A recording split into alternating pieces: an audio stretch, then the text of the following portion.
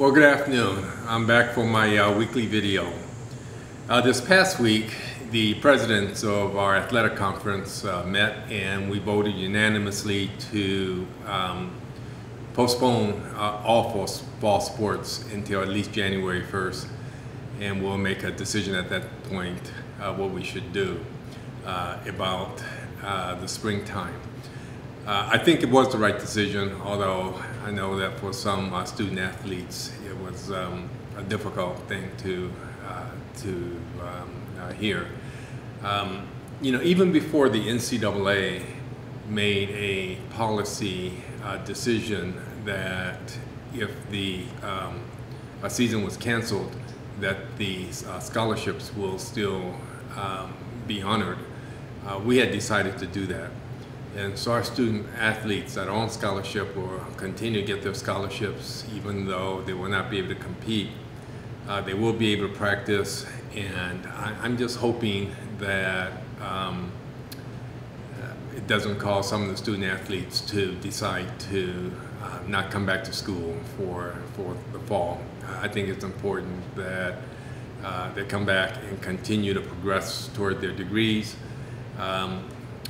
Athletics is one part of the reason for being here. The other part is the academics, and the two go together. And so I do hope that they don't take this as a reason for not continuing to go to school. But I certainly understand being a bit heartbroken about the cancellation of all four fall sports. In terms of COVID-19, same as last week, there are some positive things, some negative things. On the negative side, there were at least 2 days over the past 3 days where the number of cases in Michigan were over 1,000. On Thursday, it was quite high. It was over 1,100 actually, the highest one-day count since mid-May. And then yesterday, it was also over 1,000. So those are not good. On the other hand, it's important not to take just one or two isolated situations. You really got to look at a trend, and for the most part, it looks like the cases have plateaued or are coming down a bit, and I would say that's particularly true in the Detroit area. On the more positive side, the percent positivity continues to be fairly low for Michigan, and you'll hear different numbers. It depends on what day it is, and I think there could be some minor variations, but on the whole, somewhere around 4% positivity for the state of Michigan. For the Detroit metropolitan area, it's lower. The last I saw was around 3.2. In Detroit, it's lower still. The 3.2 is based on the entire metropolitan area, and there are some areas that are quite a bit higher than Detroit. Detroit is around 2.7% positivity, so those are all good things.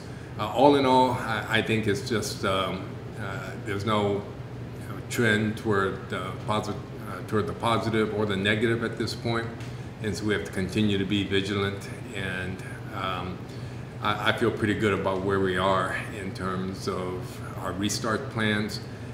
Darren Ellis and his academic affairs staff has been doing a great job of looking at each course and determining whether or not if they want to be on campus, whether or not they need to be on campus, and just making sure that we're not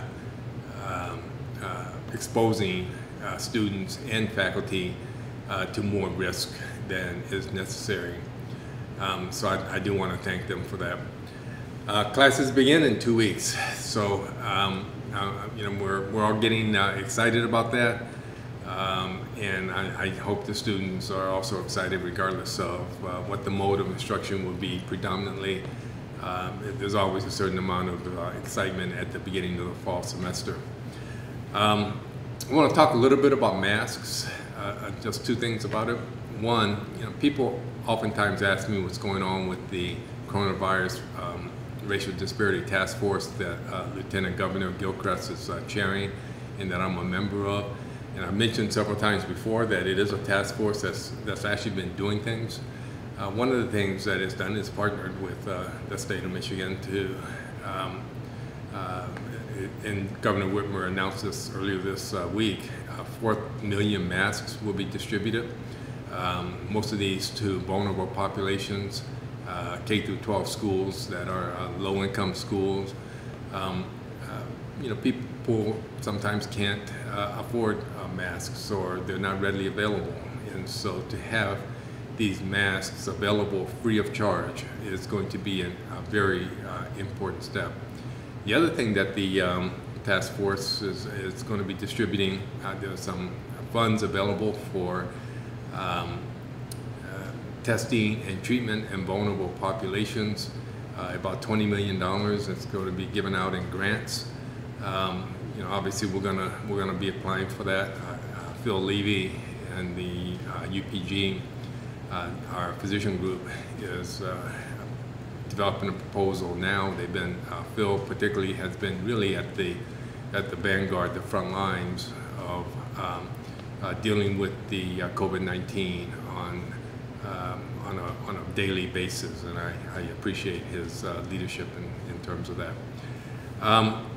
The second thing I want to mention in terms of masks is, you know, sometimes you know, we say things or that we have to take back because further research may invalidate what we thought originally. I mentioned very early on that I had discovered these things called gaiters, and I thought it was a good way of covering your face if you're cycling. It turns out that research just published this past week shows that it's not effective, and in fact it might even be counterproductive. I was disappointed to hear that because I do like to use a face covering even when I'm cycling, but these are the gaiters, and the reason why they're not effective is that it's just the materials made out of it's just too thin, and so aerosol can go through these perforations very easily. So it's important that when you wear a mask, that you wear the right kind of mask. Masks with vents are also not very good. In fact, they should be avoided also. There's a cycling company called Primal. This is where I get a lot of my cycling kit. They're based in Denver. It's owned by a group of cyclists that I used to cycle with before. Now Primal wear has become pretty popular. But I was looking on their website, and they have masks that they're promoting. So I thought I would try them out and see how good they are. They're regular masks, but they're supposed to be more breathable than some other masks. Maybe it's just all a marketing gimmick, I don't know. But these are serious cyclists. Like I said, I cycled with them when I was in Denver. And they're serious cyclists who I have a lot of respect for from a business standpoint also. And so, so we'll see. I will let you know if when I get them, if I think that they're good. Okay, one last thing now is my book review. I just finished reading Born Under a Million Shadow, something like that. It's a book based in Afghanistan, Kabul specifically, and it's from the standpoint of a little boy. The thing I liked about this book, and as I think about it, it's really the same thing in terms of why I like the previous book, Shantaram, is that its description of its locality is just so vivid. In Shantaram, it was Bombay. In this book, it's Kabul. And I think part of what a good literature should do is to be able to transport you to where it is that, that the setting is in. The other thing that both books did, which I really thought was very good, is that it developed the characters very well. In Shantaram, I never really mentioned what the book was about, but it was about a person who was in an Australian prison. He broke out of prison, went to Bombay to hide out, and while in Bombay, he got involved with a lot of stuff, some good and some bad. He went to fight in Afghanistan, actually, or Pakistan, I can't remember. I think it was Pakistan for a while, because he got involved with a mafia in Bombay that was from that region. And it's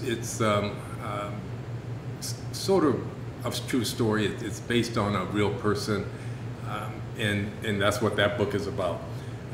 In the latest book, Born Under a Million Shadow, it's based in Kabul, as I mentioned. It's from a literary standpoint, it's a little more difficult to write, I think, because it was written as it was from this little boy. But again, both books really vividly portray the city that that the setting is in, and vividly portrays the characters, and I enjoyed them both. My next book that I'll be starting tonight, hopefully, is Doris Keane's Goodwin, Leadership in Turbulent Times. And so I'll see you next week, and I'll let you know how I enjoyed that book. Until then, be warrior safe.